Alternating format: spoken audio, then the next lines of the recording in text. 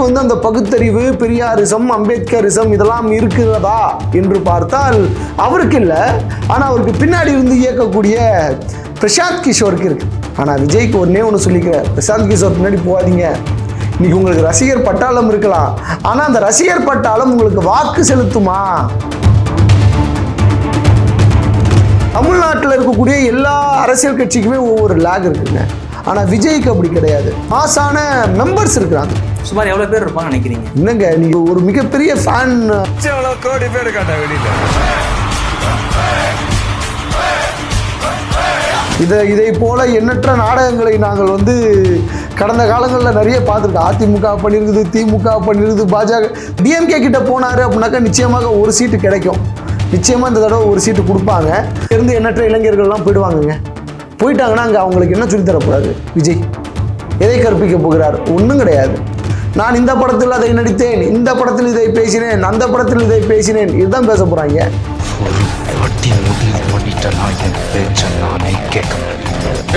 நம்ம பேச்சு மட்டும் தான் சைலண்டா இருக்கும். ஆனா அடி பாருங்க, பட்ஜெட் இடைக்கால பட்ஜெட் போட்டிருக்காங்க. அதுக்கு பதில் சொல்லலாம். Do you know what is Indian economy அப்படின்ட்டு கேட்டா, Indian economy is our economy அப்படின்ட்டு பேசிட்டு போவார். அம்மையார் ஜெயலலிதா விஜயனுடைய படம் ரிலீஸ் ஆகும் போதெல்லாம் என்ன பண்ணுவாங்கன்னு தெரியும்ல? கிடுக்கு பிடி போடுவாங்க. விஜய் தண்ணி குடிக்கணும், போயிட்டு போயஸ் கார்டனில் போயிட்டு நிற்கணும், பேசணும், கேட்கணும், தொங்கணும், கை கட்டணும், குனியணும். புரிஞ்சா? இந்த தலைவா திரைப்படம் தவிர்க்க முடியாத சில காரணங்கள்னால பத்திரிகைக்காரன் கேட்குற கேள்விக்கு விஜய் சொல்லக்கூடிய பதிலில் விஜய்க்கு அரசியலுக்கு வருவதற்கு திராணி இருக்கிறதா இல்லையா என்பதை அது நிரூபித்துவிடும். என்னை பார்த்து தமிழ்நாட்டில் இந்த கேள்வியை கேட்குற மொதல் ஆள் நீ தாண்டா. உனக்கு தனியாக கவனிச்சு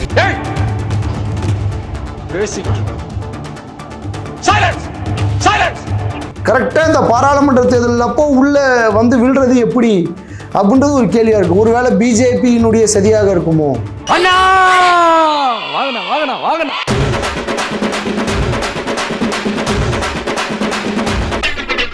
நெவரஸ் தமிழ் நேயர்களுக்கு அன்பு வணக்கங்கள். நான் உங்கள் தண்டோரா தமிழன் ஜஸ்டின்.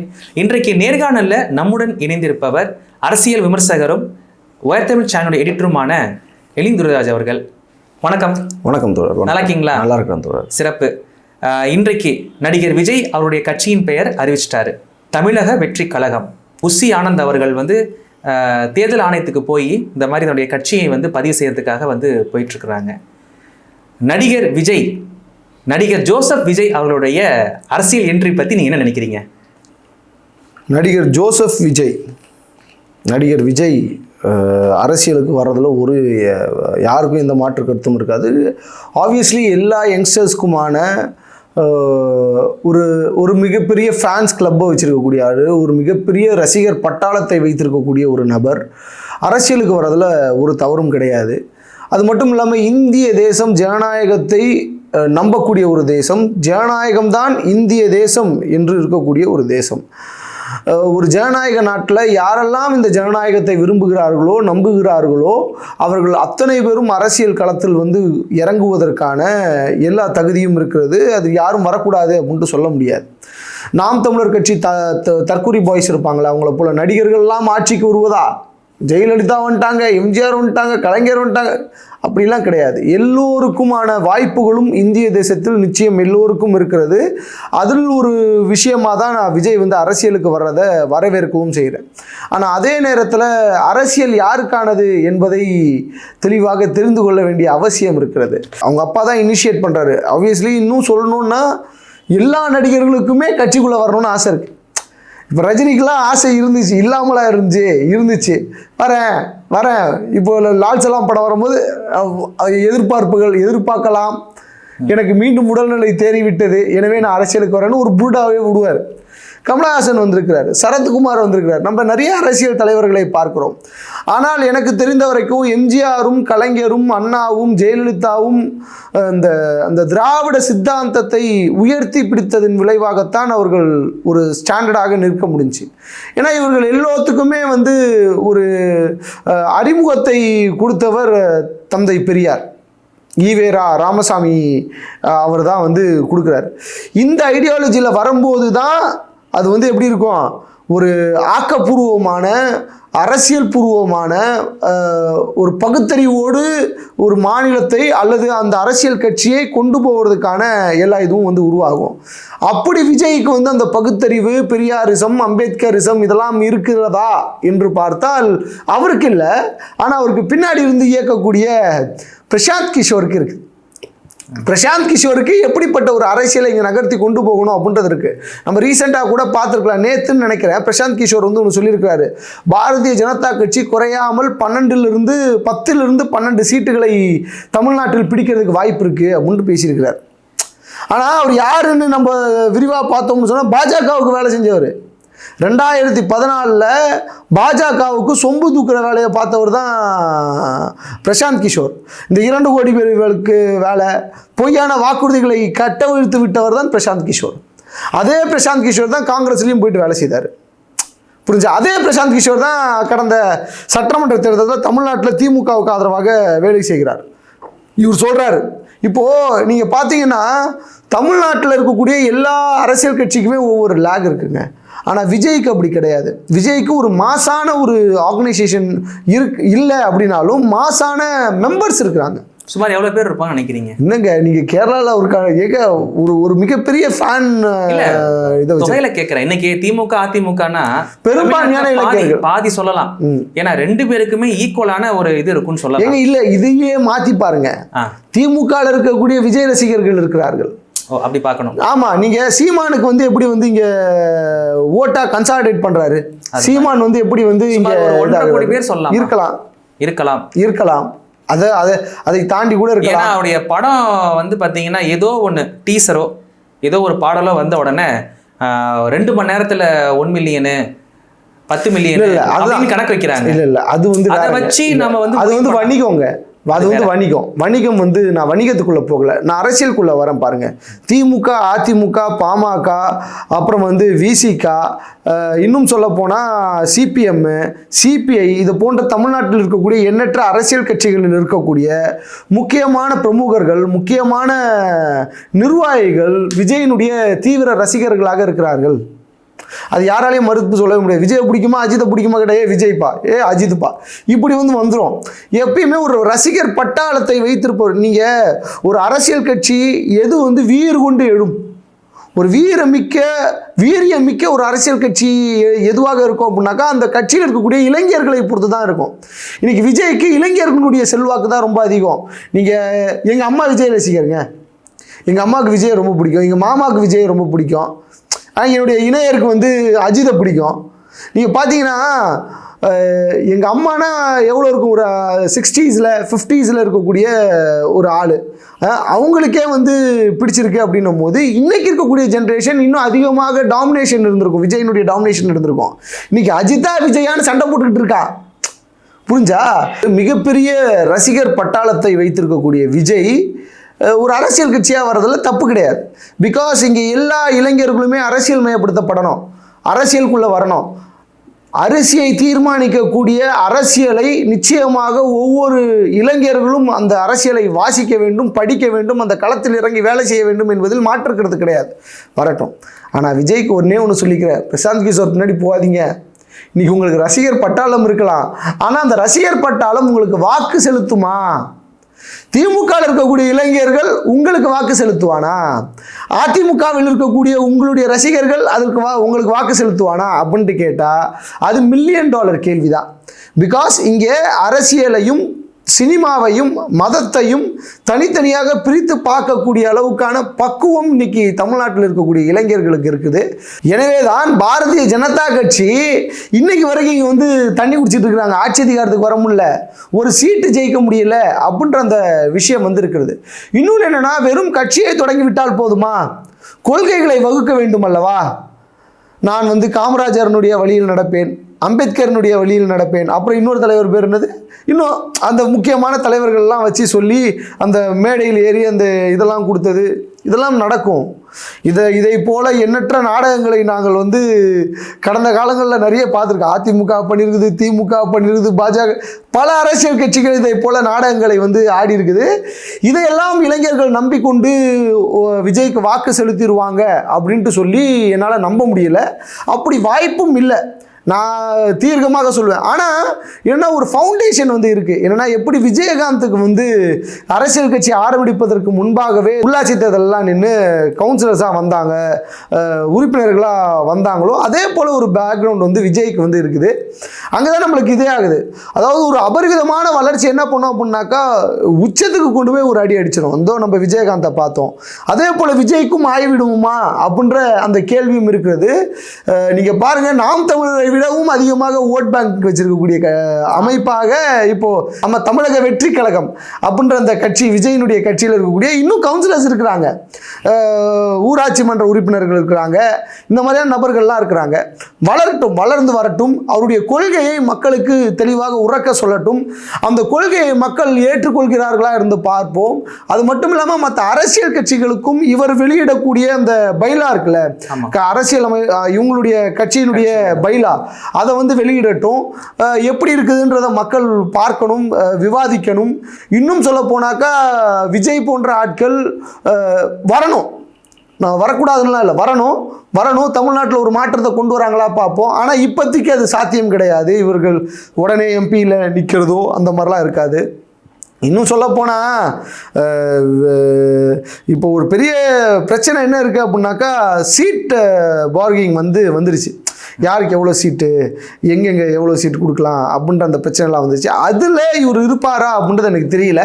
சப்போஸ் இவர் டிஎம்கே கிட்ட போனார் அப்படின்னாக்கா நிச்சயமாக ஒரு சீட்டு கிடைக்கும், நிச்சயமாக இந்த தடவை ஒரு சீட்டு கொடுப்பாங்க.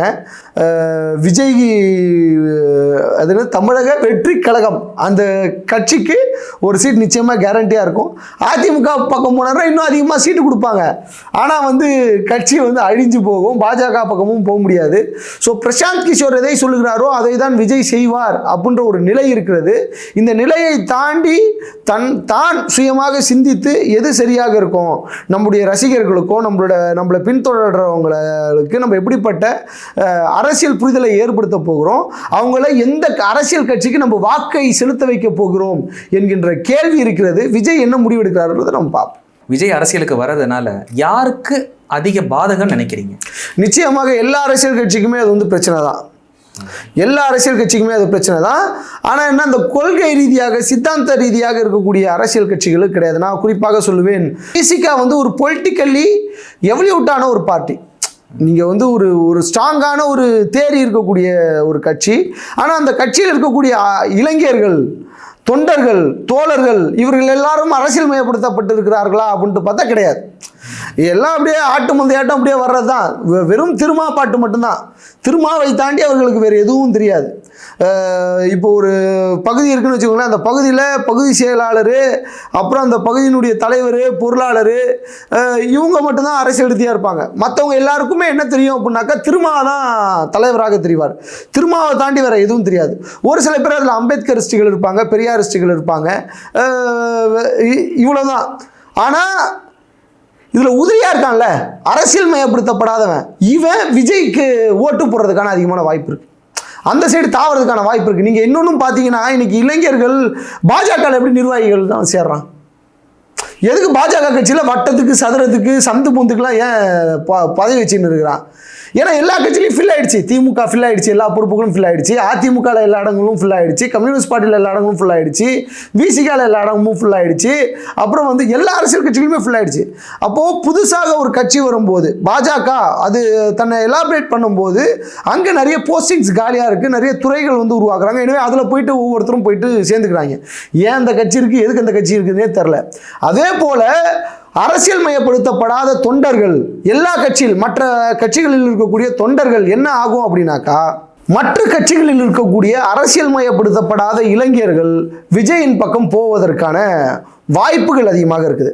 எனவே என்னென்னா எல்லா அரசியல் கட்சிக்குமே இது வந்து ஒரு பாதிப்பு தான். ஆனால் விஜய் உன்னுடைய அரசியல் கட்சியில் தமிழக வெற்றி கழகத்தில் இவர்கள் பொறுப்புக்காக போகிறவங்களாக தான் இருப்பாங்களே ஒழிய இவங்களால என்ன பண்ண முடியாது, அந்த கட்சியை ஒரு எலாபரேட் பண்ணி ஒரு ஐடியாலஜிக்கலாக கொண்டு போக முடியுமா அப்படின்னாலும் அதுவும் கேள்வி தான்.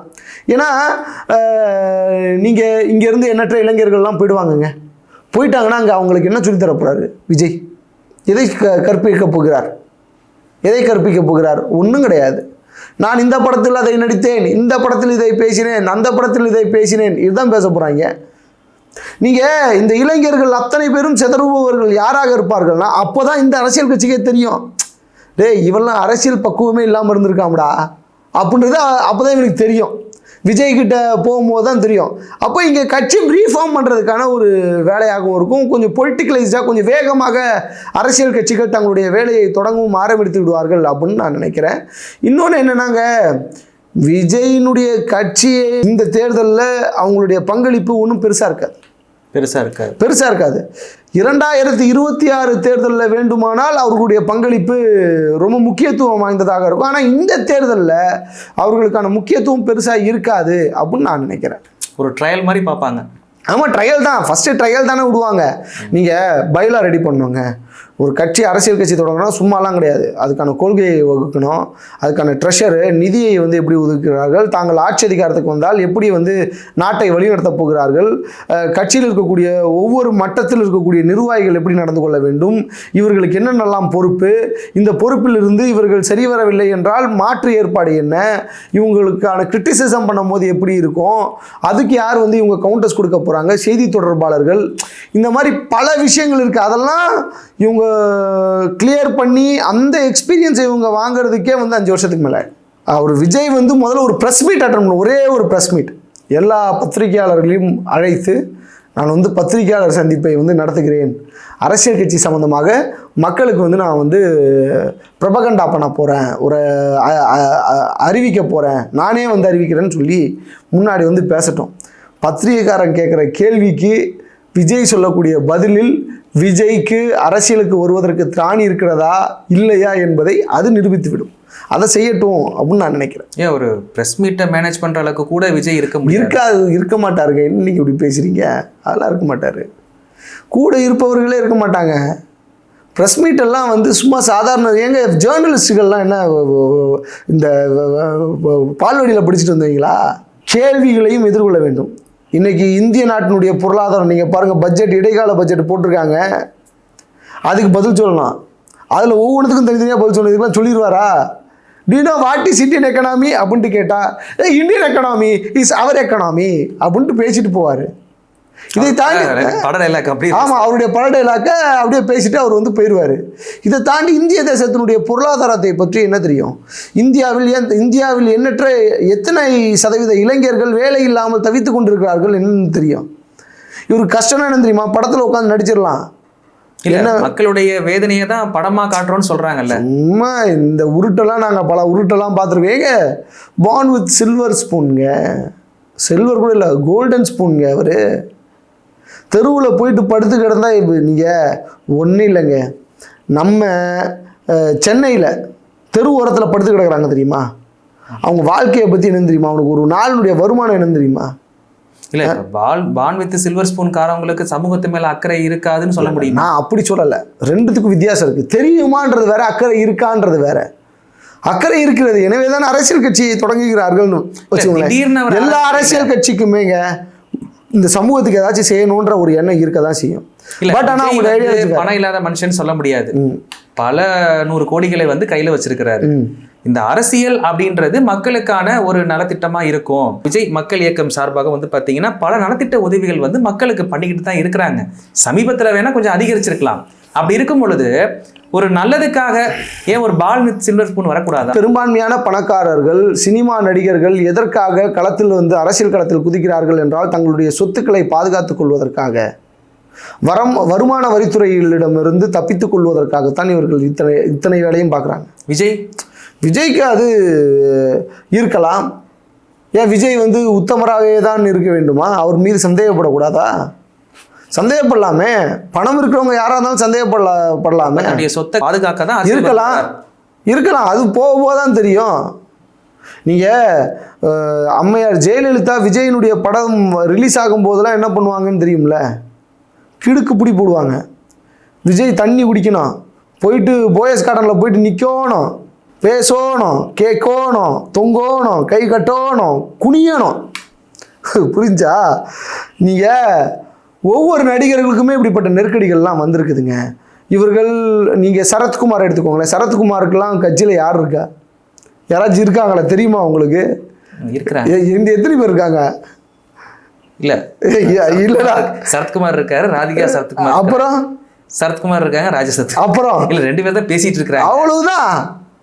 நீங்க வளரணுங்க. பட் ஆனா சரத்குமார் வரும்போது ஒரு மிகப்பெரிய மாற்றம் வந்துடும் நம்பினாங்க. இல்ல சமீபத்துக்கு கூட ஒரு மீட்டிங்ல பேசியிருக்கிறாரு நேர்காணல்ல.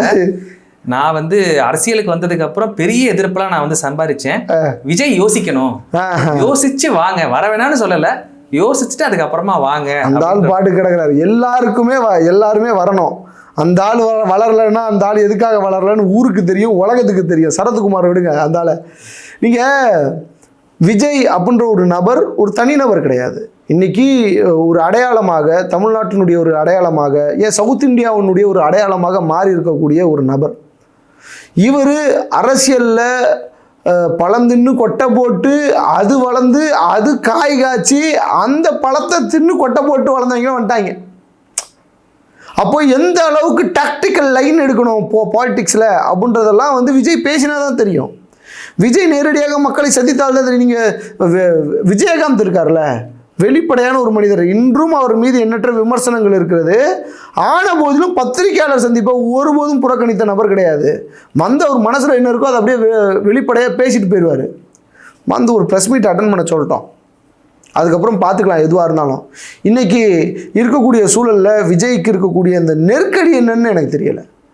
உடனே கரெக்டாக இந்த பாராளுமன்ற தேர்தல் அப்போ உள்ளே வந்து விழுறது எப்படி அப்படின்றது ஒரு கேள்வியாக இருக்குது. ஒருவேளை பிஜேபியினுடைய சதியாக இருக்குமோ, ஓட்டை ஷஃபிள் பண்ணுறதுக்கான வேலையாக இருக்குமோ, ஓட்டை பிரிக்கிற வேலை இருக்குமோ அப்படின்ற ஒரு டவுட். ஏன்னா பாஜக இந்த குற்றச்சாட்டு சொல்லுவீங்க, சீமான் மேலே சொல்லிட்டு இருந்தீங்க இந்த குற்றச்சாட்டை, இப்போ விஜய் மேலேயும் சொல்ல ஆரம்பிச்சிட்டீங்க. இல்லைங்க, நான் அப்படி நீங்கள் குருட்டாம்போக்கில் சொல்ல முடியாதுல்ல. நீங்கள் சீமான் வந்து வெளிப்படையாக தன்னை பாஜகவினுடைய ஆதரவாளர் என்று பல இடங்களில் அவருடைய முகத்தை காமித்திருக்கிறார். நாக்பூரினுடைய காவல் நாயாக பல முறை குலைத்திருக்கிறார், நம்ம பார்த்துருக்கிறோம். மதத்தை பற்றி பேசும்போதோ அல்லது திமுகவை பற்றி விமர்சிக்கும் போதோ, பாஜகவை விமர்சிப்பதற்கும் திமுகவை விமர்சிப்பதற்கும் முற்றிலுமாக வேறு மாற்று இது இருக்கும். நான் தமிழில் அர்ச்சனை தான் பண்ணணும், தமிழ் தான் பேசுவார். ஆனால் அந்த பக்கம் சமஸ்கிருதத்தில் மந்திரம் ஓதினா அந்த மந்திரத்தை ஏற்றுக்கிட்டு வெளில வந்து சமஸ்கிருதத்தில் ஏன்டா வெண்ண நீ அங்கேயே சொல்ல வேண்டியதானே, நீ தமிழில் ஓதுறா மந்திரத்தைன்னு சொல்ல வேண்டியதானேன்னா சொல்ல மாட்டார். மறைமுகமாக சனாதானவாதிகளை, இந்துத்துவனுடைய சித்தாந்தங்களை உடையவர் தான் நாம் தமிழர் கட்சியினுடைய அந்த சீமான். புரிஞ்சா? பட் ஆனால் விஜய் அப்படி கிடையாது. நம்ம அவரை உடனே நம்ம வந்து இப்படி தான் அப்படின்ட்டு சொல்லி ஒரு சாப்பாவை குத்திட முடியாது. களத்துக்கு வரட்டும், ஒரு பொது மேடைகளில் பேசட்டும், பத்திரிகையாளரை சந்திக்கட்டும், தன்னுடைய கொள்கையை என்னவென்று கூறட்டும், பைலாவை வெளியிடட்டும், அப்போ தான் தெரியும். ஒருவேளை இருக்கலான்றேன். ஏன்னா பாரதிய ஜனதா கட்சி என்ன சொல்லுது அப்படின்னாக்கா, தமிழ்நாட்டில் 20 இடங்களில் போட்டியிடுறதுக்கு நாங்கள் தயாராக இருக்கிறோம், 20 இடத்துல போட்டியிடலாமா அப்படின்றத அவங்க பரிசீலனை செஞ்சுக்கிட்டு இருக்கிறாங்க. ஒரு பக்கம் பாமக ஒரு பக்கம் துள்ளிக்கிட்டு இருக்குது, சீட் பேரிங் ஒரு பக்கம் போய்கிட்டே இருக்குது. பாருங்க, நிச்சயமாக விஜய்க்கு சீட்டு கேட்டால் கொடுப்பாங்க. ஒரு சீட்டு 2 சீட்டு கிடைக்கும், ஒரு சீட்டு கன்ஃபார்ம் உறுதி. விஜய்க்கு நிச்சயமாக சீட்டு உண்டுன்ற. நீங்கள் இப்போ பிஜேபிக்கு விஜய் போனார்னா எத்தனை சீட்டு கொடுப்பாங்க? குறையாம 3 சீட் 4 சீட்டு கொடுப்பாங்க. ஆளே இருந்தாலும் பரவாயில்ல, 3 சீட் 4 சீட்டு அவன் கேட்டுக்கிட்டு இருக்கிறாங்க. டேய் யாராச்சும் வாங்கடா, காசு நாங்கள் செலவு பண்ணிக்கிறோம்டா, நீங்கள் ஆளை மட்டும் காமிச்சா போதும், ஆதரவுன்னு கொடுத்தா போதும், முடிஞ்சவங்க உங்கள் சின்னத்தில் நில்லுங்க, அப்படின்னா எங்கள் சின்னத்தில் நில்லுங்க. அவன் எல்லாத்தையும் விட்டு கொடுப்பதற்கு பாஜக தயாராக இருக்கிறது. ஏன்னா அவர்கள் அனாதையாக்கப்பட்டிருக்கிறார், அரசியல் அனாதையாக மாற்றப்பட்டிருக்கிறார்கள் தமிழ்நாட்டில். அப்போ விஜயனுடைய டாக்டிக்ஸ் எதுவாக இருக்கும்? ஆகச்சிறந்த ஒரு அரசியல் விமர்சகர், அரசியல் வியூகம் வகுப்பவர் பிரசாந்த் கிஷோர் எதை வந்து சஜஸ்ட் பண்ணுவார்? திமுகவுடன் தான் சஜஸ்ட் பண்ணுவார். பாஜகவுக்கு வேலையே செஞ்சாலுமே கூட பாஜகவோட நிற்காதுன்னு தான் சொல்லுவார், திமுகவோட நின்று தான் சொல்லுவார். பிகாஸ் நிச்சயமாக கேரண்டியாக ஒரு சீட்டு ஜெயிச்சிட முடியும். விஜயினுடைய முடிவு இப்படியாகத்தான் இருக்கும், நிச்சயமாக திமுக பக்கம்தான் சாய்வார். அப்படி திமுக பக்கம் சாயலை அப்படின்னாக்கா எதிர்காலத்தில் கட்சி அழிந்து போவதற்கான அடித்தளமாக விஜயே அமைந்து விடுவார். மக்கள் வரவேற்பு எந்த அளவு இருக்கும்னு நினைக்கிறீங்க? இளைஞர்களுடைய வரவேற்பு இருக்கு. மக்கள் வரவேற்புலாம் அப்படிலாம் பார்க்க முடியாது. மக்களுக்கு அரசியல் புரிதல் இருக்கிறது, அரசியல் பார்வை இருக்கிறது. அவர் முதல்ல அவருடைய அறிக்கையை வெளியிட வேண்டும், எப்படி பைலாவெல்லாம் வெளியிடணும், அவர் பேசினா தான் தெரியும் மக்களுடைய ஆதரவு இருக்கா இல்லையா அப்படின்றதெல்லாம். நீங்கள் ஏற்கனவே திராவிடன் பார்ட்டிஸ் டிஎம்கே, ஏடிஎம்கே, பிஜேபிக்கு எதிராக களம் காண்டு கொண்டிருக்கிறார்கள். அதில் அவங்க ஸ்ட்ரிக்டாக இருக்கிறாங்க, அதில் அவங்க ஸ்ட்ராங்காக இருக்கிறாங்க. இந்த நேரத்தில் விஜயை பரிசீலனை செய்வார்களா என்பதே கேள்விக்குறி. மக்கள் பண்ண மாட்டாங்க, ஆனால் இளைஞர்கள் அதை பரிசீலனை செய்வார்கள் என்று நான் நினைக்கிறேன். இவ்வளோ நேரம் ஒதுக்கி உங்களுடைய கருத்துக்களை பகிர்ந்தமைக்கு நம்ம சேனல் சார்பாக மிக்க நன்றிகள். நன்றி தோழர். நன்றி.